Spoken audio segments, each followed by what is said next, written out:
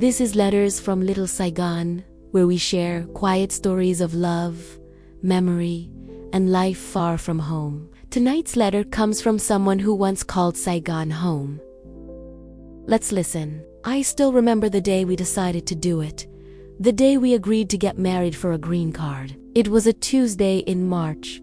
The kind of California afternoon when the sunlight feels too bright, almost cruel, for the kind of decision we were about to make. He sat across from me at a cafe in Westminster, fingers tracing the rim of his coffee cup. His name was Daniel, 32. Quiet, always looking like he was half here and half somewhere else. I was 26, with 2 years of student life behind me, a visa that would soon expire, and a heart that had already grown used to living between countries. "This doesn't have to be complicated," he said softly, and I nodded.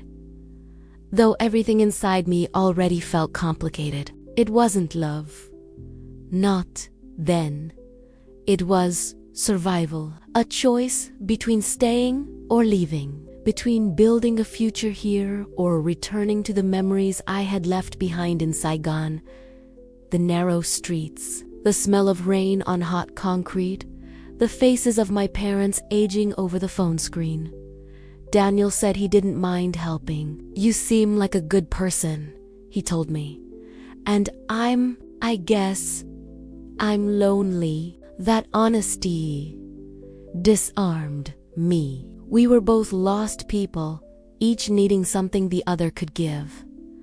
I needed a home. He needed someone to care, even if just on paper. We married 2 months later at the county courthouse. No family, no flowers, no music. Just 2 signatures, a nervous laugh, and a photographer who charged $20 for 4 printed photos. In one of those pictures, I'm smiling, not because I was happy, but because I didn't know what else to do. He looks at the camera, the way someone looks at a stranger who has just agreed to share their life. Afterward, we ate pho at a small place near Brookhurst Street. I remember the steam rising between us, how it blurred our faces, how it felt like we were already hiding behind something. "This is crazy," I said, half laughing. He shrugged. "Maybe, but sometimes crazy works." That night, I slept in his apartment for the first time. A small, tidy space that smelled faintly of detergent and loneliness. There were no pictures on the walls, only a half-broken lamp beside his bed. I lay awake listening to the hum of traffic outside and thought, I'm married now. But to what, exactly? The early days were filled with rehearsals. We practiced our answers for immigration interviews. When did we meet? What movies we liked? Who cooked breakfast? I learned the names of his cousins. He learned how to pronounce B and B who.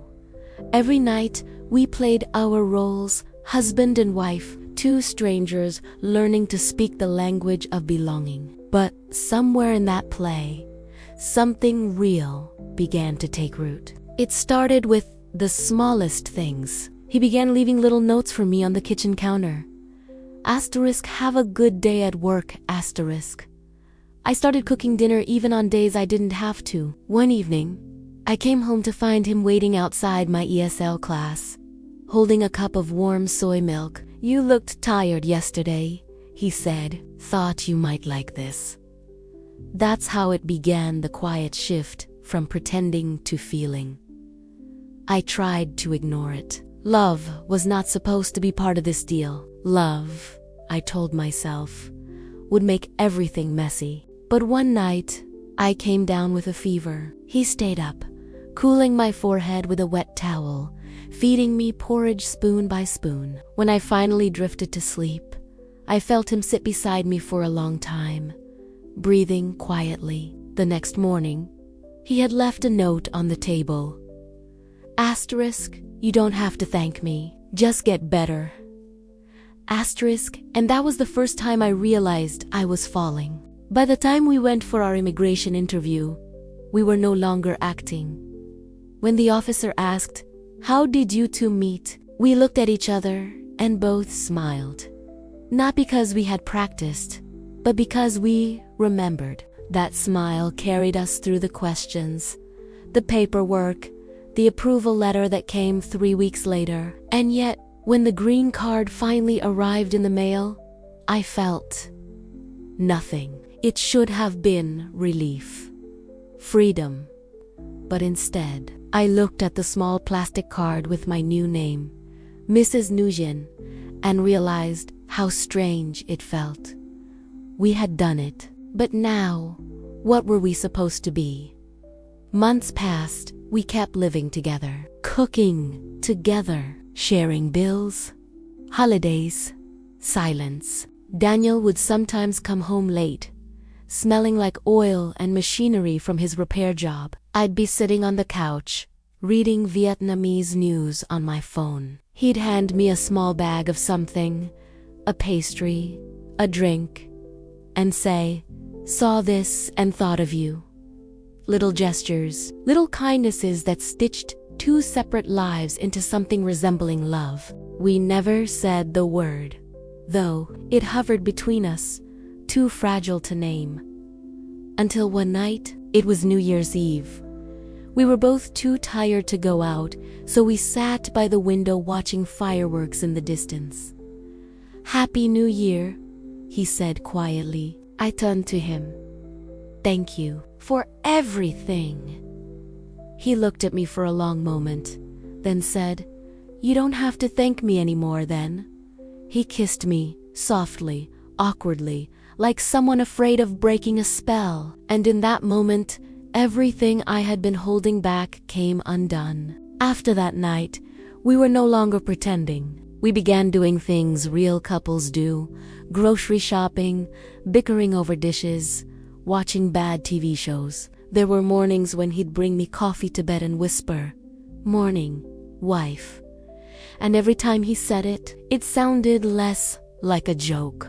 But real love is not a clean thing. It carries its own ghosts. Sometimes I'd catch him staring at me with that faraway look, as if still wondering if what we had was truly real. And sometimes I'd lie awake wondering if he regretted it all, if he ever thought of me as the woman he married for paperwork. One night, after we had argued over something trivial, my spending, his late hours, he said quietly, "I just don't know what we are anymore." I didn't have an answer, so I did what I always did. When words failed me, I cooked. I made pho the next morning, the kind he liked, with extra scallions. We ate in silence, and when he reached for his second ball, I knew that maybe, just maybe, we were still finding our way back. A year later, he took me to see the ocean. We sat on the sand, letting the cold wind slap against our faces. "Do you ever regret it?" I asked. He thought for a while, then said, "Sometimes, but not the way you think." He picked up a handful of sand and let it fall slowly between his fingers. "I regret that it started as a lie, but I don't regret where it brought us." I looked at him, and in that moment, I realized love doesn't always begin the right way. Sometimes it grows quietly inside the wrong choices, finding its own path through the cracks. We stayed married. Not because of the papers, not even because of the fear of being alone, but because we had built something no form, no officer, no law could define. A home made of 2 imperfect people choosing, every day, to stay. There were still arguments, moments of doubt, days when we spoke different emotional languages, but every time I packed my lunch for work and found a small note inside, *drive safe. I remembered why we began and why we stayed. Years later, after we finally bought a small house together, I found one of our old wedding photos in a box. The one from the courthouse. We looked so young, so unsure, so unaware of everything that would come. I smiled, this time genuinely, and slipped the photo into a frame. That night, as I placed it on our bedside table, Daniel asked, "Why that one? We have better pictures now. Because, I said, that's the day we started pretending, and somehow ended up telling the truth. He laughed quietly, leaned over, and kissed my forehead. I guess our little arrangement worked out, huh? I smiled. Yeah, it became real. Thank you for listening to Letters from Little Saigon. If this story touched you, please like, share, and subscribe so more people can find these quiet letters from far away. See you in the next video. Goodbye.